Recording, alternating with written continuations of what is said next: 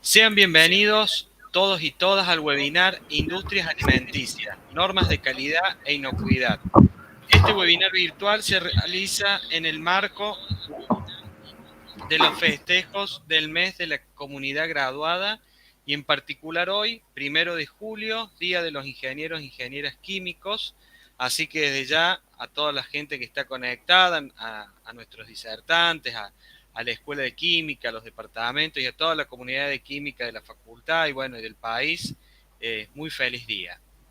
Este evento lo hemos organizado en conjunto con la Escuela de Ingeniería Química de la facultad y la Secretaría de la Comunidad Graduada, como les mencioné, en el marco de este mes tan particular que tenemos, en donde la mayoría de las profesiones con que cuenta la facultad tiene su día, por eso lo hemos denominado Mes de la Comunidad Graduada.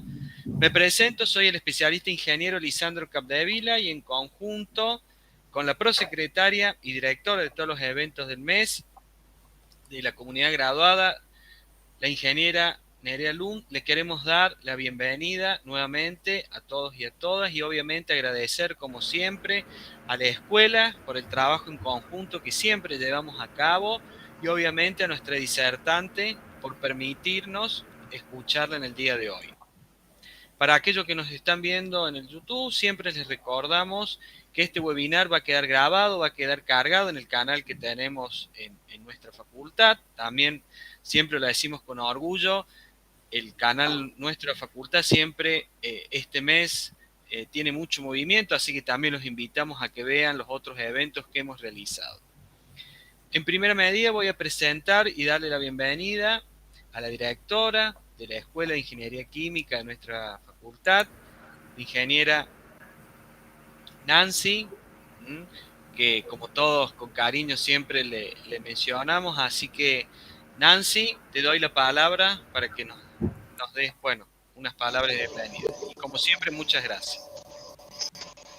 Muchísimas gracias, Lisandro, y muchas gracias también a vos, Nerea, por haber sido tan amables en organizar esta charla y en estar siempre atentos a todas las necesidades que tiene la escuela. Así que muchísimas gracias. Muchísimas gracias también a María Belén por este acercamiento a la carrera. También me gustaría que nos cuentes un poquito dónde estás en este momento para que luego toda la gente que está del otro lado pueda saberlo. Nosotros somos de la carrera de Ingeniería Química y la escuela ha desarrollado hoy un evento, una especie de informalidad, un almuerzo muy sencillo, donde hemos querido no dejar desapercibido un pequeño festejo del Día del Ingeniero Químico, que se conmemora así porque se recibió el primer ingeniero químico allá en la Universidad de Santa Fe, y por lo tanto nosotros tenemos ese festejo. De todos modos, nuestra carrera está cumpliendo 30 años este año, así que desde que se recibieron los primeros ingenieros químicos también. Bienvenida y va a ser un gusto escucharte y que por supuesto siempre traigas nuevos conocimientos que para nosotros son muy importantes, así que muchísimas gracias. Bueno, muchas gracias a la directora de la Escuela de Ingeniería Química, Nancy Saldi, por tus palabras. De paso también excuso, lamentablemente, el señor decano de la facultad, el magíster ingeniero Pablo Recabarren, ha tenido un inconveniente personal y no va a poder estar presente. Sin embargo, me indicó que por favor le transmitiera su saludo a toda la comunidad de Ingeniería Química. Hoy estuvo participando en el evento del mediodía. Quedamos obviamente muy conformes, muy rico, la verdad que todo, así que bueno, hago extenso el saludo de él y bueno, y pido las disculpas del caso. Voy ahora a presentar a nuestra disertante, la ingeniera química María Belén Díaz, que es egresada de nuestra facultad, auditor líder en ISO 9001 y auditor líder en FSSC 22000. Actualmente se desempeña como consultor especializado en industria alimenticia y sus insumos para planificar, implementar, gestionar y mejorar sistemas de gestión de calidad e inocuidad alimentaria. También se ha especializado en el análisis sensorial, herramienta imprescindible en el desarrollo y control de calidad de productos, y se desempeña como consultora en el desarrollo e implementación de paneles sensoriales, tanto como evaluadores como consumidores. Así que bueno, ingeniera María Belén, muchísimas gracias nuevamente y te damos la palabra. Bueno, ¿qué tal? ¿Tengo el micrófono abierto, Nerea? Sí, Se te escucha perfecto, sí, sí. Perdón, porque veía un mensajito ahí, disculpen. ¿Cómo están? Buenas tardes a todos. Bueno, la verdad que estoy muy contenta de estar en este evento y bueno, y primero, antes que nada, feliz día a todos mis colegas. Y bueno, me pone muy contenta poder acercarme a la Facu de esta manera después de tantos años. Soy egresada de la Facultad de Ciencias Exactas, Físicas y Naturales de acá de Córdoba. Egresé en el año 2001 y justamente hoy estaba recordando que yo egresé el 19 de julio. O sea que me falta poquito para cumplir aniversario de recibida. Así que bueno, un placer poder estar acá y de alguna manera poder colaborar con todos los estudiantes, con futuros colegas o colegas que estén ya desempeñándose en el ámbito profesional. Así que bueno, nada, lo que pueda servir de nuestra parte para acercarles un poco de la realidad, de lo que está pasando en la actualidad y cómo nos desempeñamos en las industrias alimenticias, con gusto lo hacemos. Bueno, actualmente, como estaba contando recién Lisandro, yo me desempeño como consultora. Estuve un tiempo trabajando en relación de dependencia y ya hace varios años que estoy trabajando como consultora especializada en temas de gestión de calidad y inocuidad alimentaria y también en el análisis sensorial, que es algo en lo que pude especializarme y la verdad que es algo apasionante y es algo muy, muy lindo, te permite explorar otra rama que la verdad que es muy interesante. Así que bueno, arrancamos entonces, si les parece. Sí, adelante, María Belén. Bueno, bárbaro, gracias, Nerea. Bueno, vamos entonces, la idea, la charla de hoy, ahora me demoro un poquito, bueno, el título que le pusimos fue Industrias Alimenticias y las normas de calidad y inocuidad que vamos a aplicar y que estamos aplicando en las industrias alimenticias. Les cuento un poquito, como les estaba contando, yo me desempeño actualmente como consultora para la consultora Action, Consultoría Aplicada, que es una empresa de Córdoba, que está formado por un equipo multidisciplinario de profesionales. Hay ingenieros químicos, ingenieros biomédicos, ingenieros electrónicos. Es una empresa que ya tiene 12 años en el mercado. Hemos colaborado con más de 150 empresas. Y tenemos más de 30 empresas certificadas. Bueno, el objetivo de esta charla, para ya meternos en el tema, es complementar la formación del ingeniero químico, de todos los que nos están escuchando, con la actualidad relativa a las normativas que se utilizan en la industria alimenticia y las experiencias que nosotros como equipo, como consultora, hemos tenido durante el desarrollo de las implementaciones.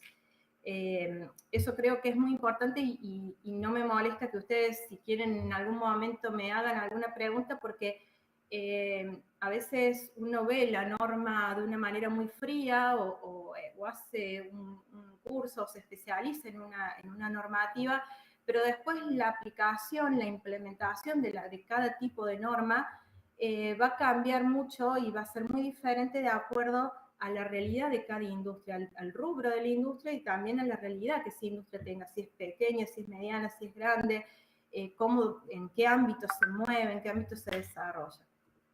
Entonces, bueno, nos parece también importante poder transmitir eso. Bueno, a ver, perdón. Bueno, entonces, para poder empezar a hablar de la realidad esta que estamos viviendo en la industria de alimentos, es importante entender que, bueno, con todo este tema de la globalización, que ya lleva décadas en el mundo, se han empezado a globalizar los gustos de los consumidores. Actualmente los consumidores ya no se quedan con sus alimentos digamos, del lugar en donde viven o donde se mueven habitualmente, sino que ya empiezan a elegir alimentos que de otras partes del mundo, de otras latitudes completamente diferentes, o empiezan por ahí que a veces uno se plantea, ¿no?, si está tan bien así o no, uno empieza a querer tener a la mano alimentos que no son de su estación o que no son de su ámbito común, pero bueno, nos empiezan a llegar alimentos que antes nosotros no conocíamos o no estaban al alcance de nuestras manos. Y esto es gracias a la globalización. Eso hace que las industrias alimenticias estén todo el tiempo desarrollando nuevos productos y quieran desarrollar todo el tiempo nuevos productos para adaptarse a esas necesidades de los consumidores y además para crearles nuevas necesidades, porque también la industria alimenticia está atrás de eso para poder, digamos, mantenerse en el mercado y lograr un crecimiento, ¿no? Es como que también nos crean esas necesidades.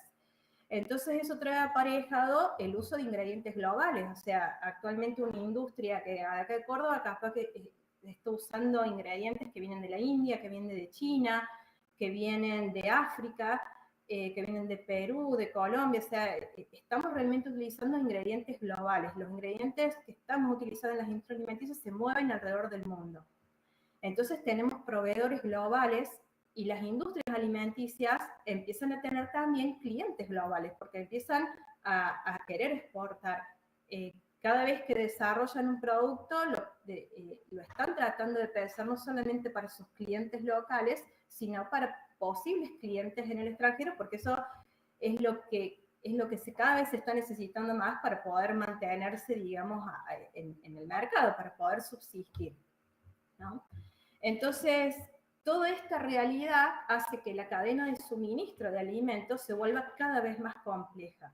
Es inevitable que cada vez tenemos más intermediarios y tenemos una complejización de la cadena porque tenemos que mover los alimentos y los ingredientes muchísimas más distancias.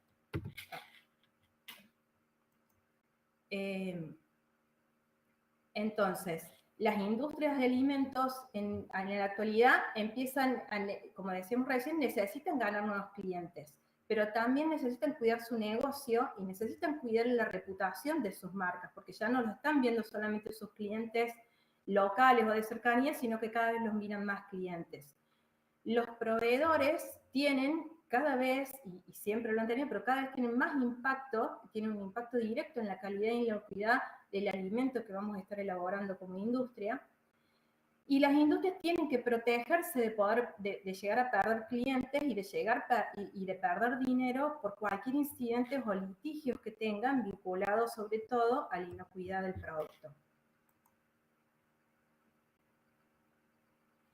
Entonces, con todo esto que estamos charlando, vemos que el comercio de alimentos empieza a exigir cada vez más y mejores garantías.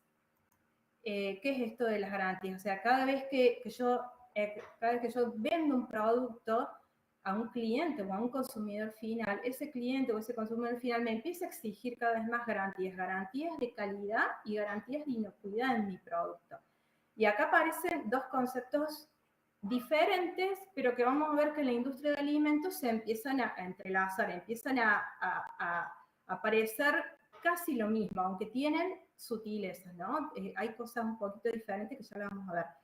Entonces, por un lado tenemos la calidad, que es la capacidad de poder satisfacer las necesidades del cliente y del consumidor, y generalmente va a estar dado por los atributos que tenga el producto, por su función, por su desempeño y por el valor percibido que le da el cliente o el consumidor. Y por el otro lado tenemos el concepto de inocuidad, que es la garantía de que un alimento no va a causar daño al consumidor cuando éste lo prepare o lo consuma de acuerdo al uso previsto.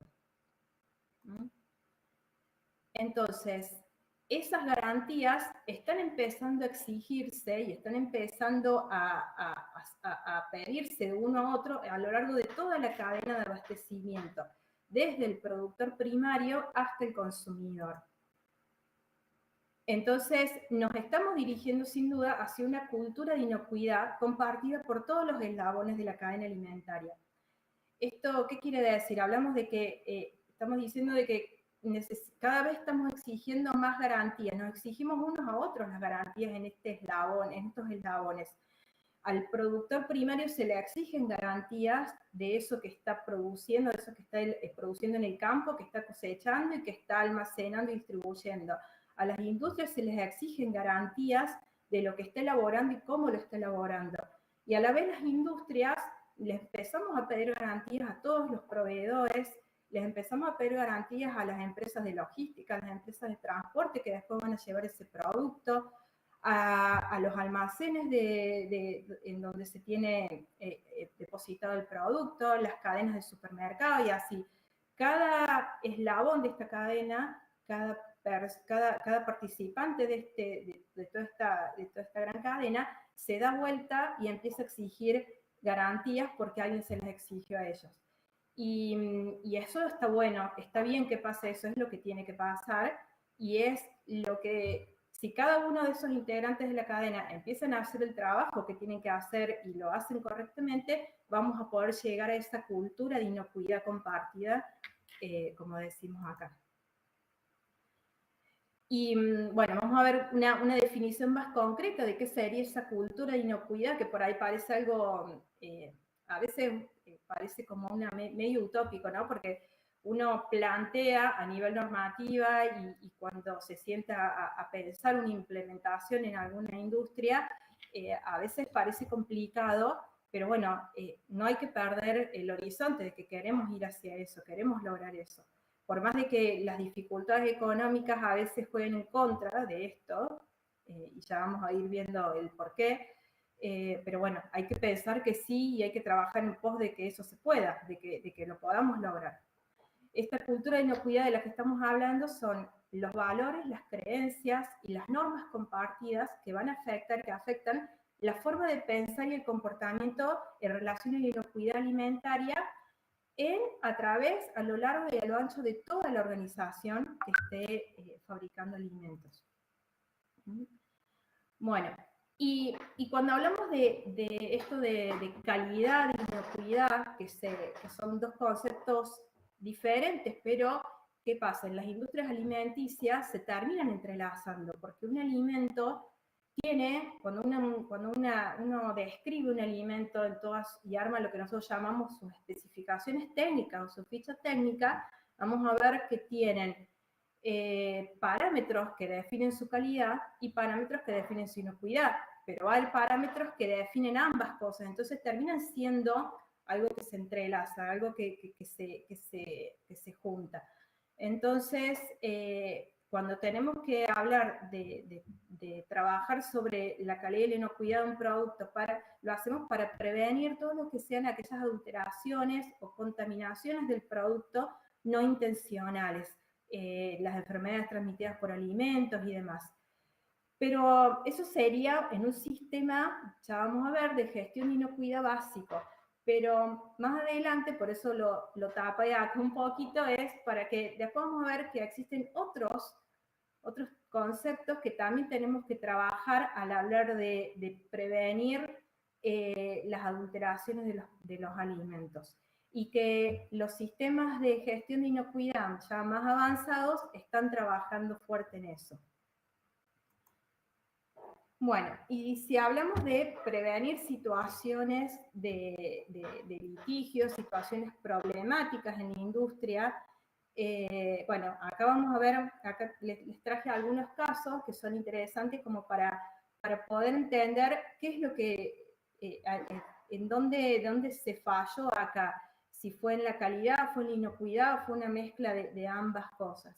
Por ejemplo, este es un retiro de mercado de un lote de pastas hechas a bases de legumbres, supuestamente libre de gluten, pero que aparentemente en un análisis o en un monitoreo que hizo la autoridad sanitaria, que en este caso fue ANMAT, se detectaron niveles de contenido de gliadina superiores a las toleradas, sobre todo para un producto que está declarado como libre de gluten y lo va a consumir la comunidad celíaca, no debería suceder eso. Entonces, se activó un recall, un retiro de mercado.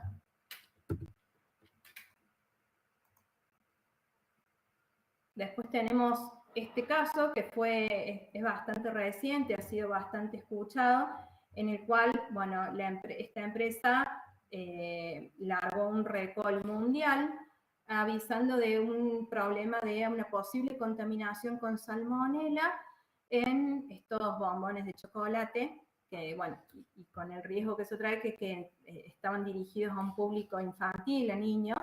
Bueno, acá claramente estaba afectada la inocuidad del producto directamente. Después habrá que ver, la empresa habrá hecho sus investigaciones de en dónde falló el sistema de gestión de inocuidad, qué fue lo que no se controló. Acá tenemos otro caso en el cual esta bebida gaseosa avisó, primero inicialmente sacó un recall de 3 lotes y después en un comunicado posterior lo extendió a otros lotes más, en donde se avisa, primeramente avisan de que tiene un sabor raro, le perciben un sabor extraño, pero que la gente ha avisado que provoca algunas malestares gastrointestinales, pero no dicen claramente cuál es la contaminación que tuvo. Entonces, acá hay mezcladas dos cuestiones. Por un lado, la calidad del producto, porque no tiene la calidad sensorial o los atributos sensoriales que estaban esperables en el producto en esta bebida. Y por otro lado, aparentemente hay un problema de inocuidad, quizás ese sabor alterado debe haber venido de alguna contaminación en la línea de proceso que ha hecho que afecte la inocuidad del producto. Entonces estamos hablando de dos cosas, de calidad por un lado e inocuidad, pero que están conjugadas, que están trabajando juntas.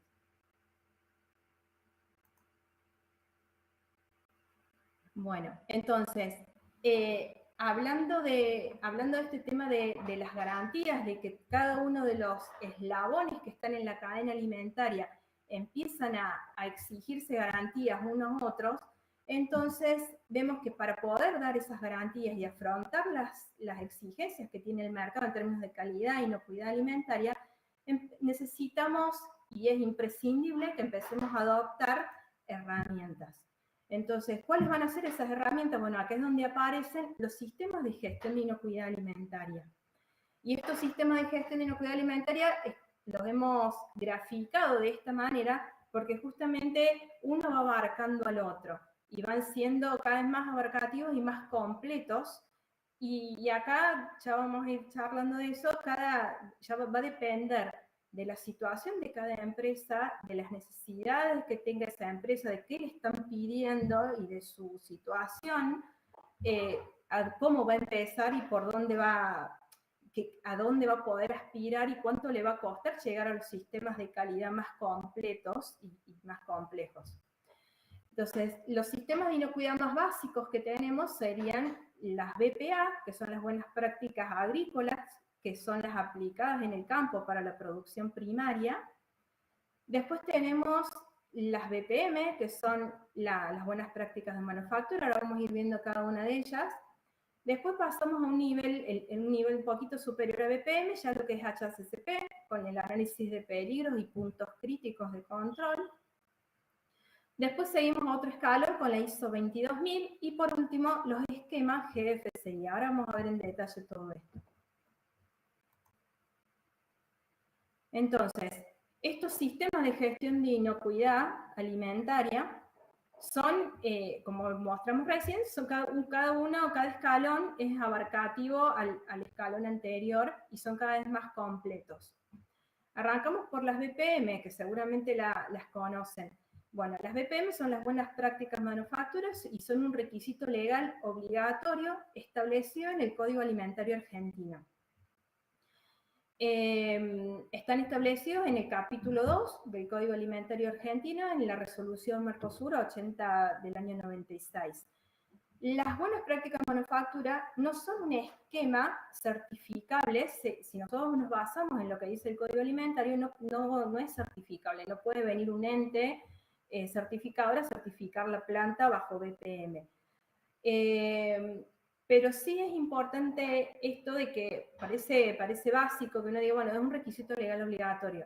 Sí, pero lamentablemente cuando salimos a la calle a encontrarnos con distintas situaciones, distintas industrias, por más que esas industrias muchas veces tengan un RNE, tengan primero una habilitación municipal, después tengan un RNE, no siempre tienen aplicadas las buenas prácticas de manufactura de una manera correcta y completa como tiene que ser. Entonces, bueno, acá es donde entra nuestro trabajo en lograr que esa industria, que esa pequeña planta o gran planta pueda implementar correctamente todos los requisitos de BPM. Si esa planta quiere certificar buenas prácticas de manufactura para poder demostrar a sus clientes o a sus posibles nuevos clientes que está cumpliendo con estos requisitos, entonces debería optar por alguna norma, por algún esquema establecido por algún organismo certificador, como por ejemplo la norma IRAM 324, en donde adoptando los requisitos ahí establecidos sí pueden certificar. Y en ese caso, lo que se certifica es el sitio, o sea, se certifica la planta bajo el esquema de buenas prácticas de manufactura y con el alcance a todos los productos que salgan de esa planta, ya sea como productos terminados que van a un consumidor final o como productos a granel o productos intermedios. Los requisitos de BPM, seguramente ustedes ya los conocen, pero bueno, abarcan todo lo que son requisitos para las materias primas, requisitos para el establecimiento, requisitos para la higiene del establecimiento, requisitos para el personal y la higiene del personal y la capacitación que tiene que tener el personal también. Hay requisitos específicos para todo lo que es la higiene en la elaboración, para el transporte y el almacenamiento de los productos y para el control de los alimentos. Estos otros dos requisitos los marcamos en un color un poquito más intenso para remarcar lo siguiente, todo lo que es requisitos a proveedores y satisfacción de clientes son requisitos que no están contemplados en el Código Alimentario argentino, pero que sí están contemplados por una norma, por esta norma IRAM 324, y que la empresa debería cumplimentarlos para poder certificar. Acá en lo que es requisitos de proveedores aparecen, por ejemplo, requisitos referidos a controlar el proveedor, conocer más de cerca a nuestro proveedor, implementar algún mecanismo para evaluar ese proveedor, ya sea con alguna evaluación de acuerdo a los productos que nos ha entregado o con auditorías que hagamos directamente en la locación del proveedor. Y además establecer criterios muy claros de la compra que yo le voy a hacer a ese proveedor. Entonces aparecen la necesidad de alguna manera esquematizar el proceso de compra dentro de todo lo que es el sistema de gestión de inocuidad de buenas prácticas de manufactura. Y por otro lado, el otro requisito que no está en el Código Alimentario, pero sí está en esta norma IRAM 324, es el requisito de satisfacción de clientes. La norma básicamente lo que pide es que de alguna manera la empresa, la organización, conozca qué tan satisfechos están sus clientes, que de alguna manera pueda medir eso, pueda evaluarlo. Entonces, generalmente lo que se utiliza acá como herramientas pueden ser o encuestas al cliente, o puede ser ya de una manera indirecta con la atención de reclamos. Atendiendo los reclamos de nuestros clientes y registrándolos y llevando una estadística adecuada de esos reclamos, podemos de alguna manera conocer, digamos, cómo está nuestro producto afuera, que si hay opiniones negativas. Pero no vamos a estar conociendo la satisfacción del cliente, porque no es lo mismo enterarme de los problemas que tuvo el producto a enterarme de qué tanto le gusta mi producto al cliente. Eso son dos cosas distintas, satisfacción y reclamos. Pero bueno, en las industrias en general trabajan con las dos herramientas. Muchas veces es mucho más fácil solamente atender reclamos porque es algo más receptivo y solamente ponen un número de teléfono o se manejan con las redes sociales levantando esos reclamos y analizándolos. Pero bueno, ambas cosas son importantes y se complementan. Lo ideal sería que la industria aplique las dos herramientas. Bueno, pasamos al siguiente escalón de normas, de sistemas de gestión de inocuidad, y esto que estábamos hablando de normas. En el siguiente escalón tenemos HACCP, que es, en sus siglas en inglés, Análisis de Peligros y Puntos Críticos de Control. El HACCP es un requisito legal obligatorio, pero solamente por el momento para industrias lácteas, industrias cárnicas y de congelados. Y está establecido el esquema HACCP también en el capítulo 2 del Código Alimentario y en resoluciones SENASA, porque bueno, SENASA es la autoridad sanitaria que tiene, que está implicada en todo lo que son las industrias cárnicas, ¿no? Y sus derivados. Entonces, más allá de que sea un requisito legal y obligatorio para este tipo de industrias, es un requisito optativo para todos los otros tipos de industrias que existen y es una herramienta muy valiosa para poder arrancar el camino del sistema de gestión de inocuidad. Yo creo que cualquier industria alimenticia que quiera empezar a trabajar seriamente y a meterse seriamente en lo que es un sistema de gestión de inocuidad, o por lo menos aunque todavía no lo piense de esa manera, pero le interese su producto y le interese cuidar a su consumidor, no debería quedarse solo con la implementación de las buenas prácticas de manufactura, sino que debería apuntar también a un HACCP y empezar a escalar hacia arriba en otro tipo de normativas. Algo que no aclaré es que una industria que empieza a aplicar este tipo de normas no necesariamente las tiene que certificar. Una industria que esté interesada en la calidad y la inocuidad de sus productos puede implementar todo este tipo de herramientas y de sistemas y no necesariamente certificar, porque quizás eso le implica otro costo y demás. Pero bueno, está claro que para las industrias es un beneficio tener la certificación, porque eso le da jerarquía, le da, digamos, le da otra imagen frente a sus clientes y sus posibles nuevos clientes, ¿no? Bueno, entonces, hablando específicamente de qué es el HACCP, bueno, es un sistema preventivo y sistemático que lo que busca es identificar, evaluar y controlar todos los peligros, ya sean físicos, químicos o biológicos, que puedan afectar la inocuidad del alimento.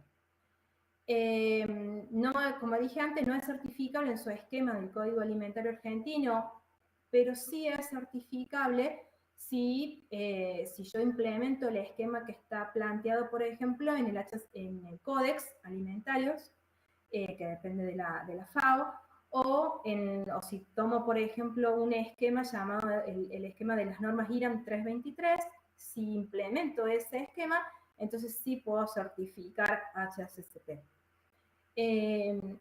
Hay diferencias entre lo que dice el Código Alimentario y lo que dicen el HACCP del Códex y la IRAM 323, muy poquitas. O sea, no hay grandes diferencias.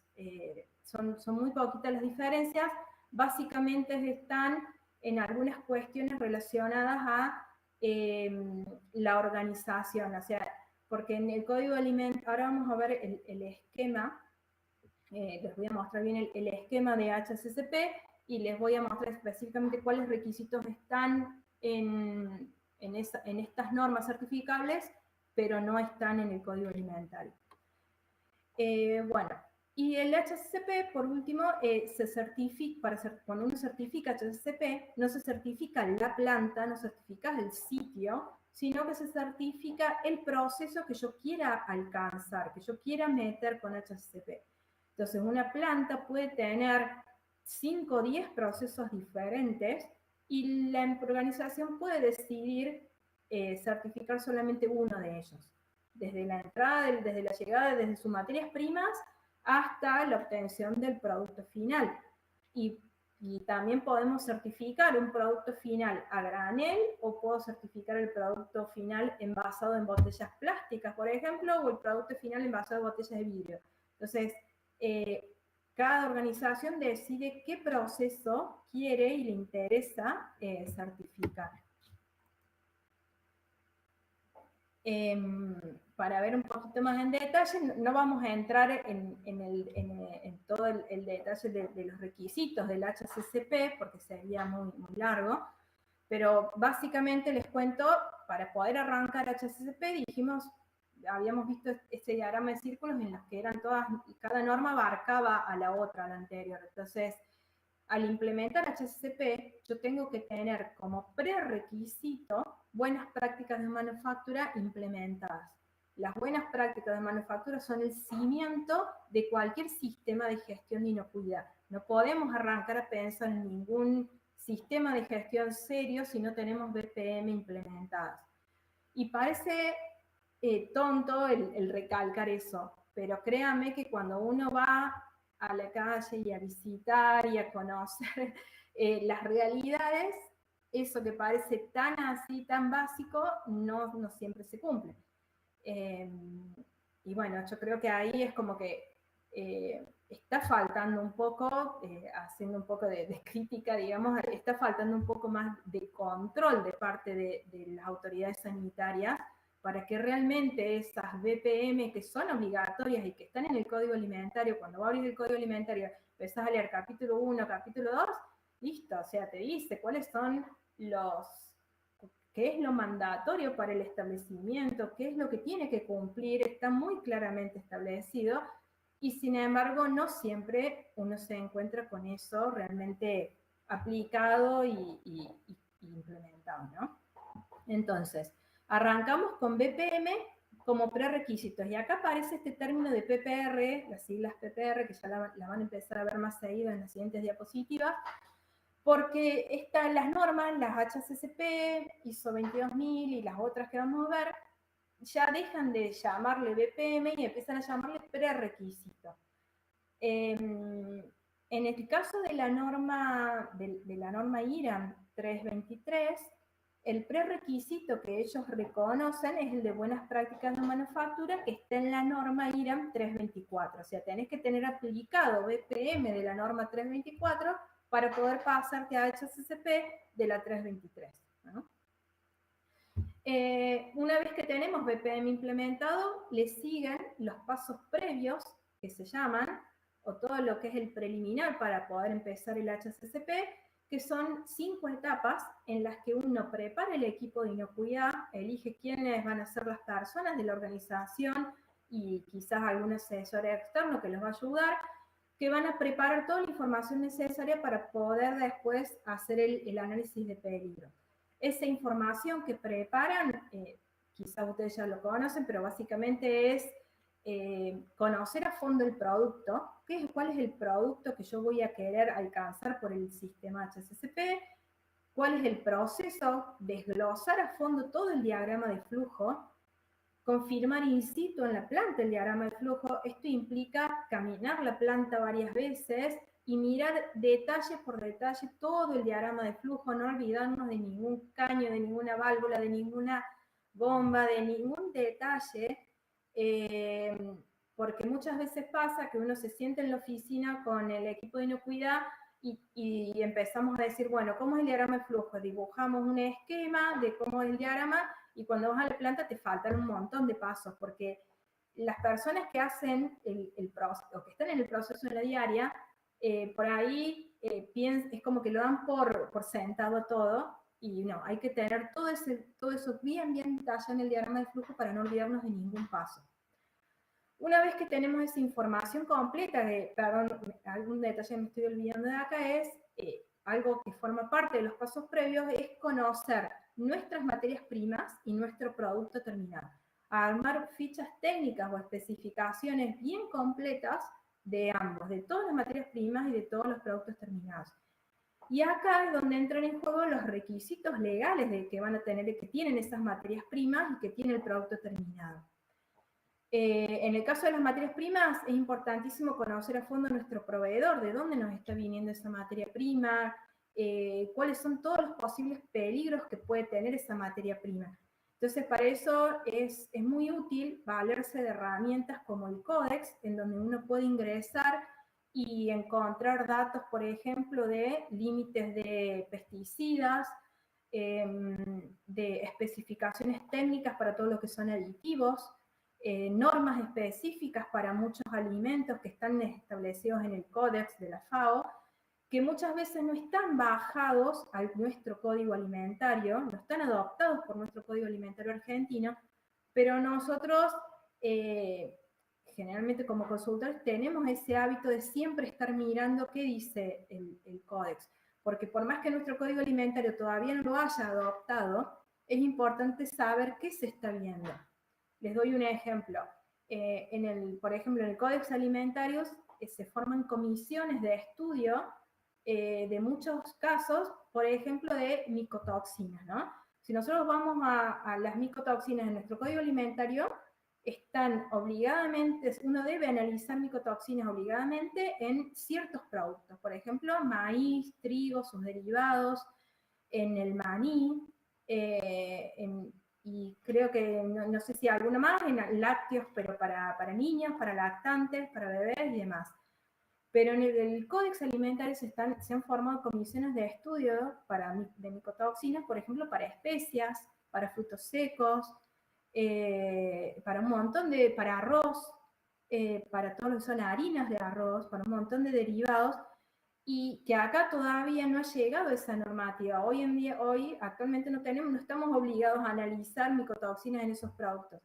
Pero si en el mundo ya se está estudiando eso, se están viendo que existen casos, que hay presencia de micotoxinas en algunos de esos alimentos, entonces es importante tenerlo, a ese conocimiento, y empezar a preguntarle a nuestro proveedor, bueno, ¿qué vio de eso? Si alguna vez analizó, si lo tiene como un requisito, y tenerlo en cuenta en los peligros al momento de analizarlo.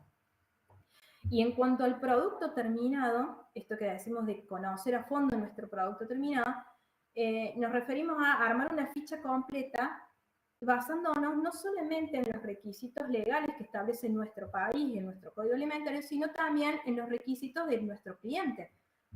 Si nosotros tenemos un cliente en el Mercosur, vamos a tener determinados requisitos legales, pero si nuestro cliente es de Chile, que ya no está en el Mercosur, va a tener otros.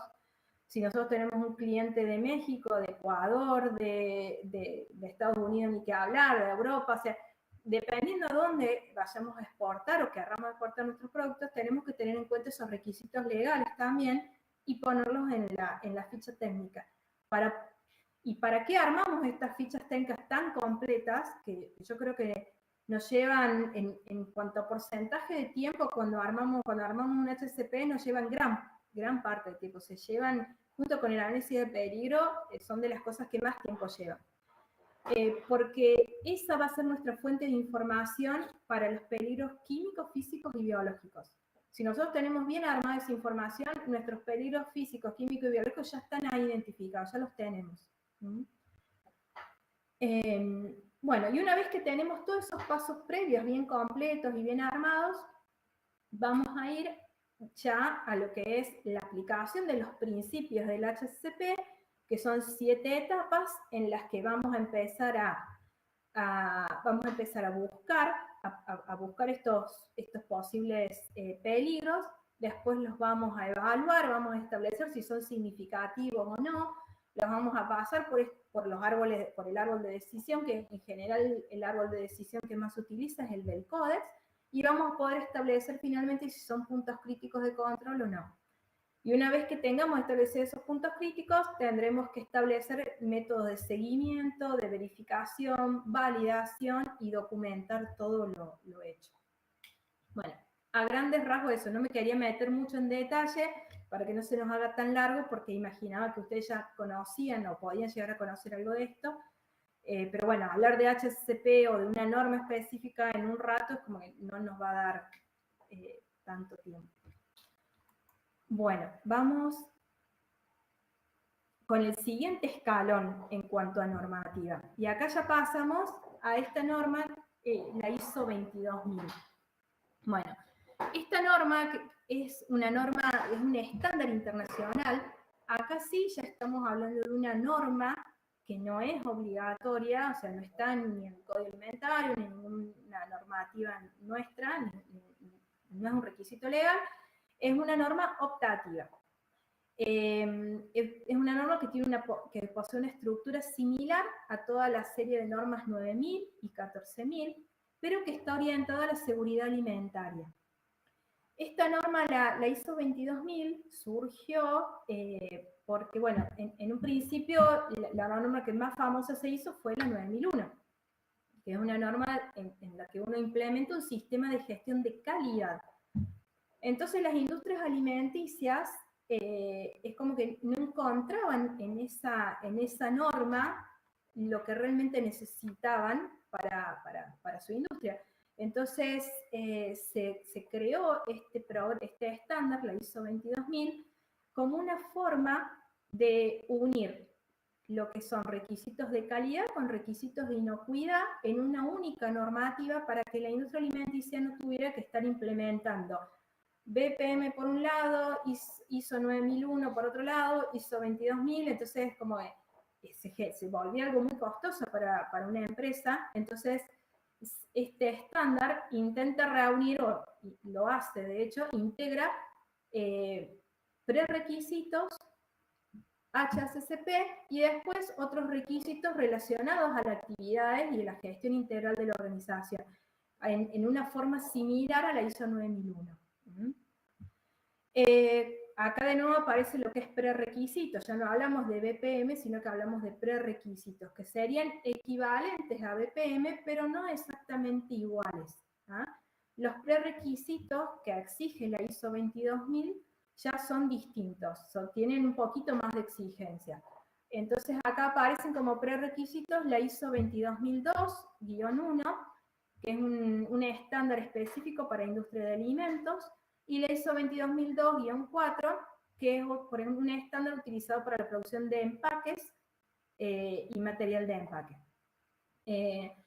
Estas 22002, esta serie de normas 22002, son prerequisitos que se deben implementar en la organización antes de pasar a la 22000. Es como si estuviéramos aplicando BPM, pero acá ya no es BPM, sino que es ISO 22002. Entonces, primero se aplican esos prerequisitos y después ya pasamos a la 22000.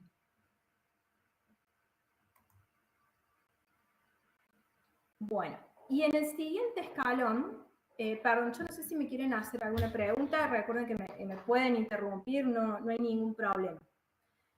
En el siguiente escalón, ya el escalón más elevado de lo que habíamos estado viendo, ya pasamos a los que son los esquemas GFCI. Entonces, para hablar de estos esquemas de normas GFCI, primero vamos a definir qué es esto, qué es el GFCI.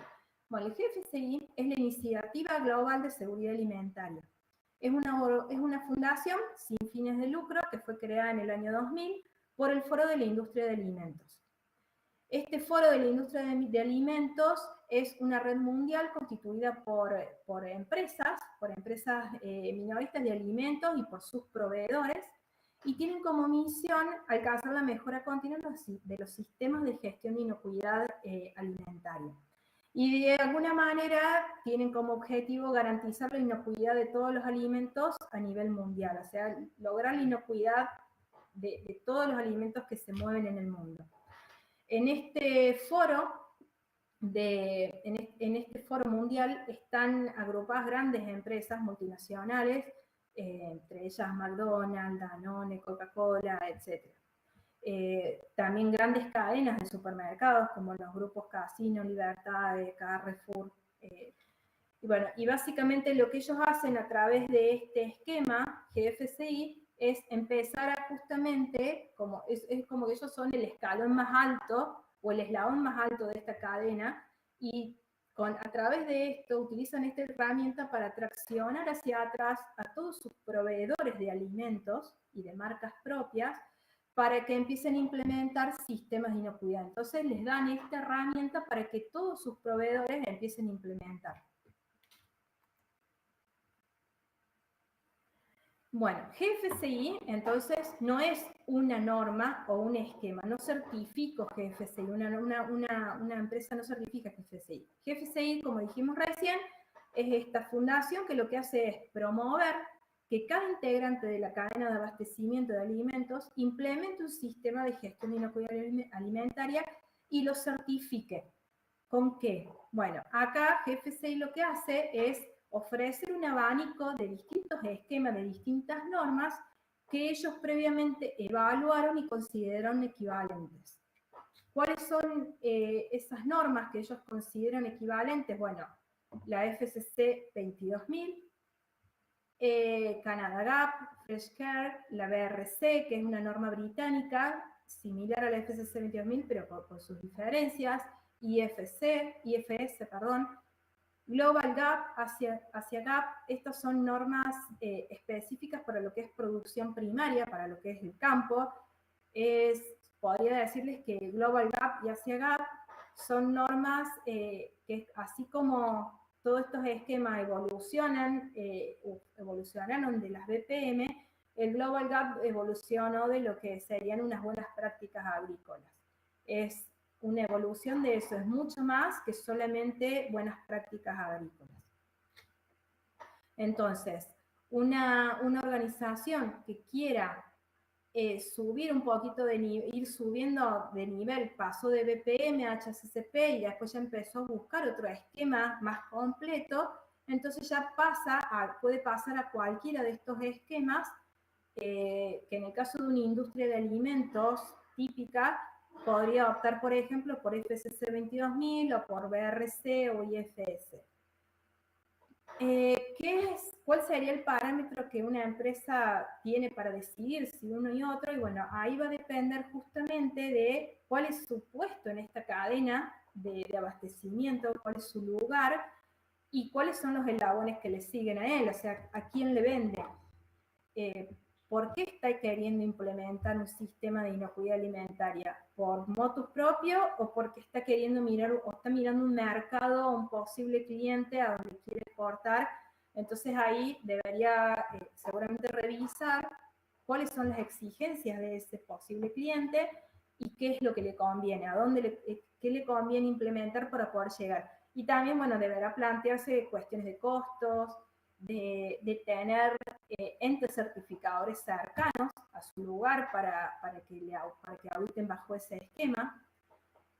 Porque bueno, al principio pasaba, hoy ya no, pero al principio pasaba de que, por ejemplo, en Argentina no estaban disponibles auditores para todos los esquemas o certificadoras para todos los esquemas.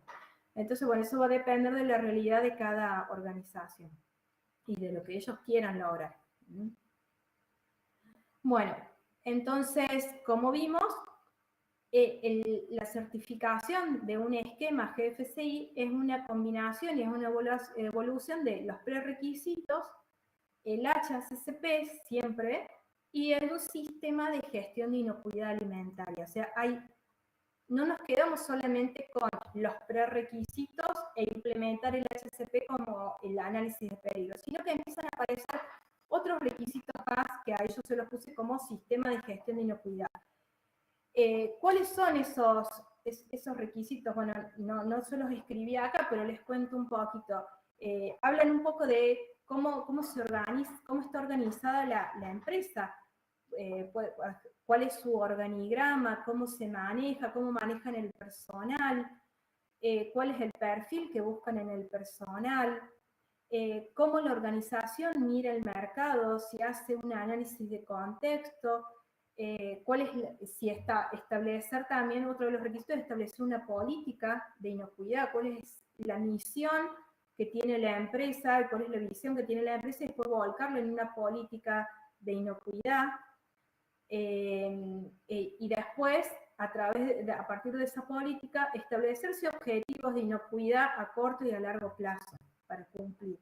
Entonces, fíjense cómo vamos evolucionando de solamente BPM, después pasamos a analizar peligros y después ya completamos el esquema con todo lo que hace a la vida y a la organización de una empresa. Por eso es que hablamos de que vamos hacia una cultura de inocuidad, a pensar toda la organización, pero siempre con inocuidad como base. Bueno, entonces, acá les despejé el diagrama que antes se los había tapado un poquito. Veníamos hablando de cuidar la calidad y la inocuidad del producto, ¿para qué? Para evitar adulteraciones y contaminaciones no intencionales en el producto y que puedan después desencadenar en una enfermedad de transmisión alimentaria o en otro tipo de situaciones o de daño al consumidor. Pero estos esquemas GFCI introducen dos conceptos más, que son el fraude y la defensa. Entonces acá aparecen conceptos de food fraud y food defense, que ahora lo vamos a ver. ¿Qué es el food defense o la defensa de alimentos? Bueno, acá nos referimos a evitar adulteraciones intencionales. Acá ya no estamos hablando de no intencionales o de equivocaciones o de errores, sino que estamos hablando de alteraciones, de adulteraciones intencionales cometidas para dañar la salud del consumidor con motivos ideológicos. Ahora vamos a ver algunos ejemplos. Y en el caso del food fraud, en este caso estamos hablando de cometer fraude, de provocar adulteraciones o falsificaciones en el alimento con motivos económicos, básicamente. Vender una cosa por otra para no gastar o para ahorrar dinero. Entonces, vamos a ver acá algunos ejemplos. Esto es un budín supuestamente con cocaína. O sea, en la descripción de los ingredientes de ese budín aparecía la cocaína como ingrediente. Bueno, fue algo que se vio en las redes sociales, esto fue hace mucho, en el 2014. Entonces, esto evidentemente ha sido una adulteración intencional. ¿Y quién hace esto? Esto no lo hace el fabricante, seguramente. Esto, generalmente estas situaciones las provoca algún empleado descontento o alguien que se fue de la empresa o que se quiere ir o que genera una amenaza o genera este tipo de situaciones para dañar a la empresa, para dañar la imagen y para poder sacar algún rédito de esto. Entonces, las empresas las organizaciones tienen que empezar a cuidarse y a mirar de qué manera prevenir esto, porque esto afecta obviamente su imagen y su reputación en el mercado. Entonces, esto es una adulteración intencional con fines ideológicos. Entonces sería lo que nosotros llamamos un caso de food defense. Acá tenemos otro caso en el que la ANMAT prohibió la venta de un pimiento y de un ají molido. ¿Por qué? Porque dentro, al analizar el producto, encontraron otros compuestos, encontraron componentes histológicos, por ejemplo, de soja. ¿Qué tiene que hacer la soja metida ahí adentro? Evidentemente, estas son cosas que se hacen o que alguien las hace, el productor o la fábrica que elabora, para de alguna manera ahorrar costos y poder vender el producto.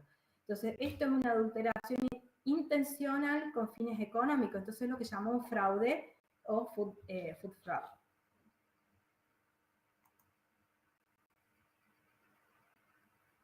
Acá tenemos otro ejemplo de un caso de adulteración intencional con fines ideológicos en el que una persona estaba comiendo frutilla y se encontró con agujas. Entonces, después esto se investigó, esto pasó en Australia en el 2018, y se encontró, la conclusión de la investigación fue que una mujer lo habría hecho como sabotaje para vengarse de la empresa para la que ella trabajaba hacía tiempo y la habían despedido. Entonces hizo esto para vengarse de alguna manera. Esto es un caso de food defense. Y por último, les traje este caso, que fue uno de los casos más conocidos ya hace varios años, de adulteración intencional con fines económicos, en donde en China este caso fue como un hito, porque a partir de ahí empezó a analizarse mejor todo lo que venía de China.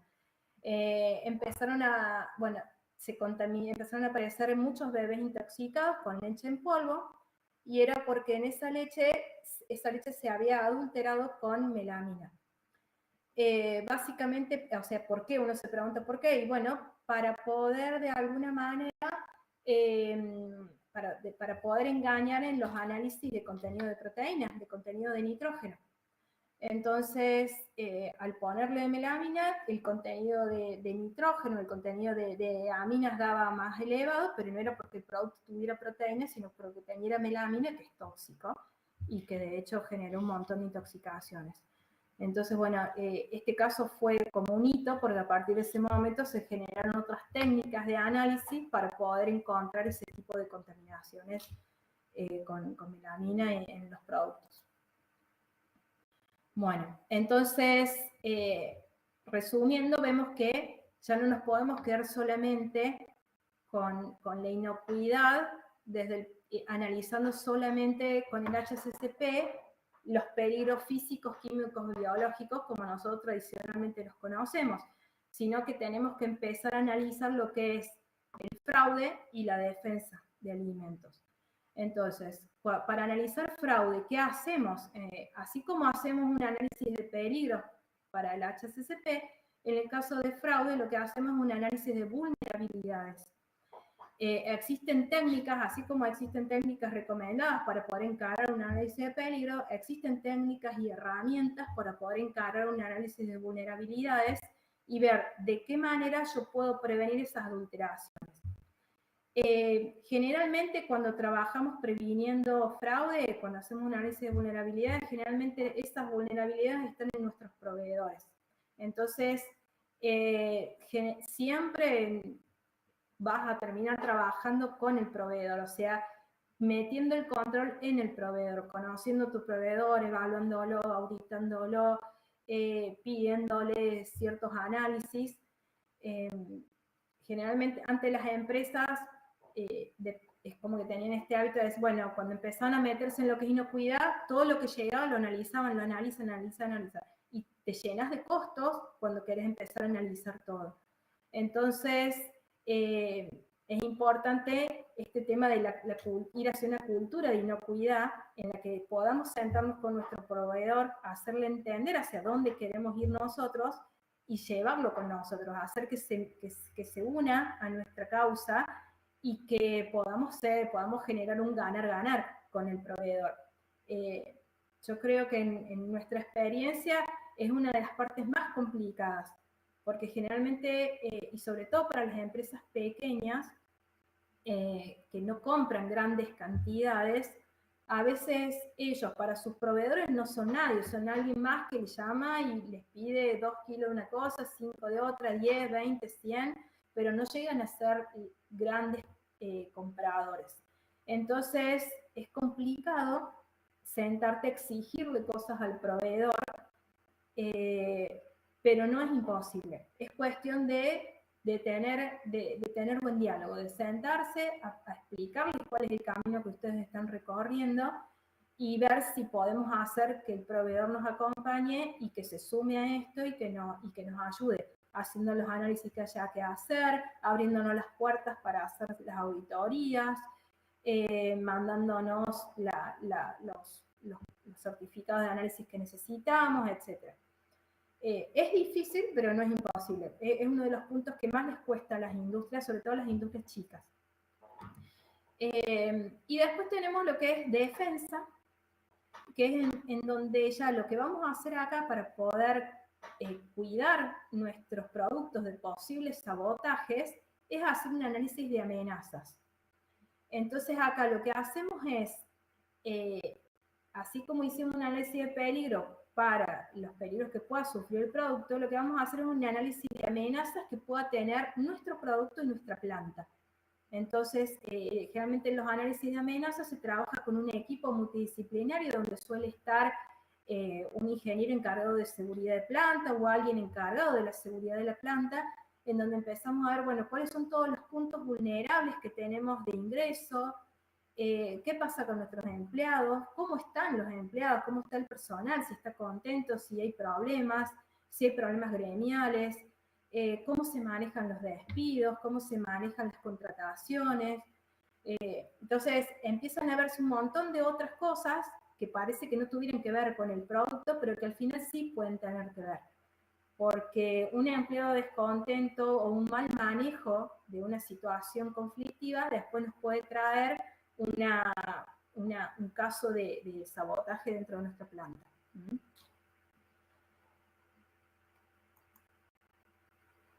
Bueno.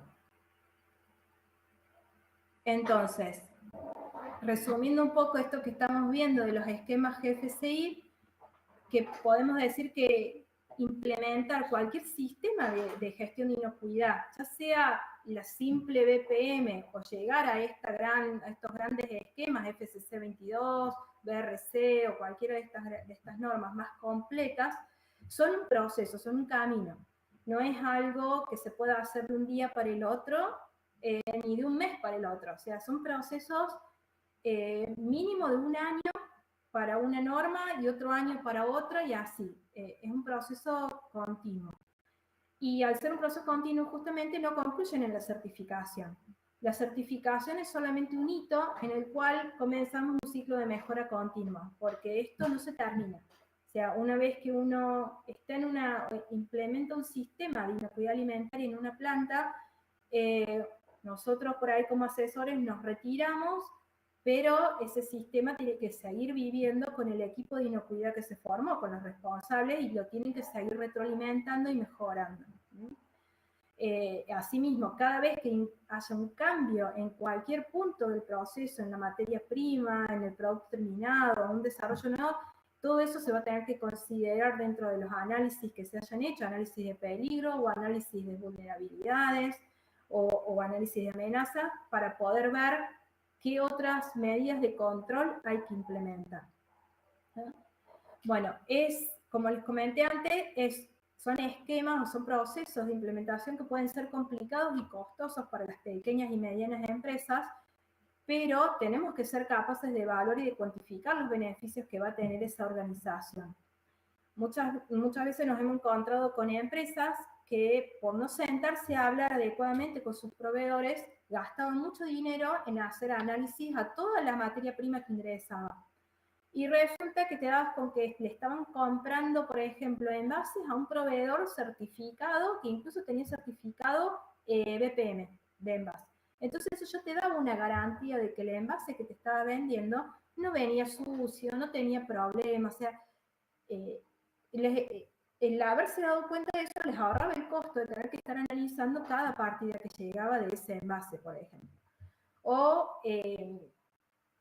se asumían los costos, por ejemplo, asumen muchas veces los costos de hacer un análisis a cada materia prima que ingresa en parámetros de calidad o en parámetros de inocuidad, y a veces simplemente sentarse a hablar con el proveedor y plantear un programa de muestreos, quizás, en donde uno los vaya monitoreando, y cuando vos empezás a ver que tu proveedor te cumple y que realmente se acopla a esta cultura de inocuidad, quizás ya no te haga falta analizarlo en todas las partidas, sino que ya podrás hacerlo más espaciadamente.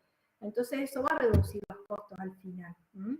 Y ni hablar de los beneficios que esto va a traer en evitar cualquier litigio. Porque muchas veces las organizaciones no ven ese peligro latente, pero cuando se presenta son muchos los costos. La verdad que son gigantes. Primero que cada consumidor descontento, cada consumidor que se siente decepcionado, se lo cuenta mínimo a 10 personas de su entorno. Entonces van a ser 10, 15 personas que no van a creer en la calidad de tus productos. Y por otro lado, ni hablar si ese litigio tiene que ver con un problema grave de enfermedad o demás. Bueno, y otra cosa a tener en cuenta es que si somos una pequeña o mediana empresa, o si estamos ayudando a una pequeña o mediana empresa en este camino, existen alternativas y existen herramientas para encarar este camino e ir en el mientras tanto ganando la confianza de nuestros clientes. Bueno, ¿cuáles son esas alternativas o herramientas? Bueno, por un lado, GFCI ofrece lo que le llaman el programa de Global Markets. Estos programas son para pequeñas y medianas organizaciones que todavía no han implementado un sistema de gestión de inocuidad y quieren empezar. Y esto generalmente, ¿cómo una empresa se entera de esto? Y bueno, generalmente es muy común en situaciones en las que una empresa se transforma en proveedor de marca propia de otra. No sé, por ejemplo, uno va al supermercado Bea o al supermercado Carrefour y ve productos marca Bea o marca Carrefour. Esos productos se los hace a alguna fábrica, no es que Carrefour o Bea tengan una planta, sino que ellos los encargan, piden el fazón de esos productos a otras industrias, a industrias, ¿no? Entonces esas industrias se transforman en proveedores de marcas propias para estas grandes cadenas de supermercados. Y entonces ahí es cuando estas grandes cadenas de supermercados, para arrancar ya a evaluar a esa fábrica para que sea su proveedor, les empiezan a pedir sistemas de gestión de inocuidad. Y les ofrecen este tipo de caminos en los que la empresa puede ir primero evaluando cómo está y pasando a las siguientes etapas para poder al final llegar a certificar alguno de los esquemas que mencionamos antes. Cada empresa elige cuál, y después al final va a lograr certificar. Pero lo que te permite este programa Global Markets es que es como que te van esperando. Te dicen, bueno, primero te evalúas, vas implementando de a poco, vas implementando algunos de los requisitos y mientras tanto estas cadenas van y auditan, y te auditan bajo un esquema de GFCI, que es un checklist, en el que ven qué cosas cumpliste, qué cosas no. Y en el mientras tanto, te siguen comprando porque confían en que vos estás en este camino hacia el sistema de gestión de inocuidad. Entonces esto le permite a esa pequeña o mediana empresa comenzar el camino y mientras tanto poder ser proveedor de grandes cadenas, ¿no? O de grandes empresas.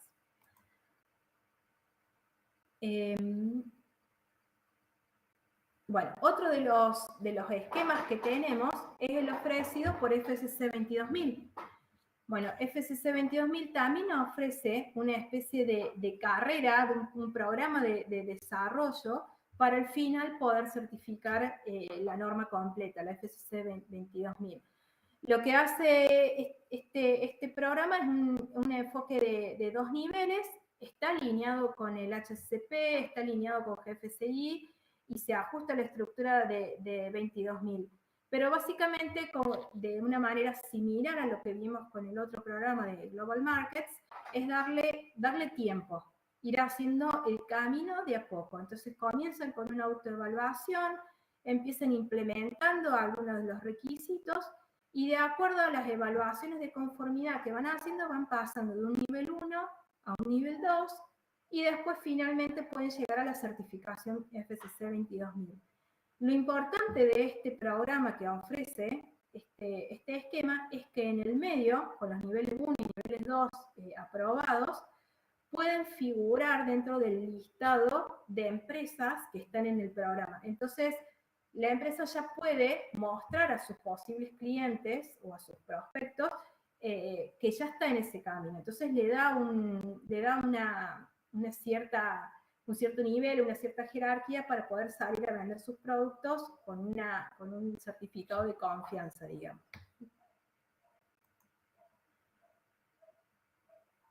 Bueno, y vamos, acá le voy a hablar de otra cosa porque recién hasta ahora hemos estado hablando de distintos esquemas de certificación de inocuidad alimentaria. Pero, ¿qué pasa cuando queremos exportar a Estados Unidos? Lo vemos como un desafío y, bueno, muchas empresas tienen este desafío y quieren intentar lograrlo. Bueno, ¿qué pasa? Estados Unidos, después tras los atentados del 11 de septiembre del 2001, empezó a incrementar su preocupación por la introducción de posibles agentes biológicos, radiológicos y químicos en todo lo que era la cadena alimentaria, y que esto pudiera dañar al consumidor, por supuesto. Entonces, en el 2002, Estados Unidos, a través de la FDA, creó la Ley de Modernización de Seguridad Alimentaria. FDA Food Safety. ¿Qué es esta ley? O sea, básicamente es, en esta ley lo que se reúne una serie de requisitos que ellos le llaman sistemas preventivos de inocuidad alimentaria. Y establece que toda empresa o todo producto que quiera ingresar para tener una libre circulación en los Estados Unidos debe cumplir o debe tener implementado este sistema preventivo de inocuidad alimentaria.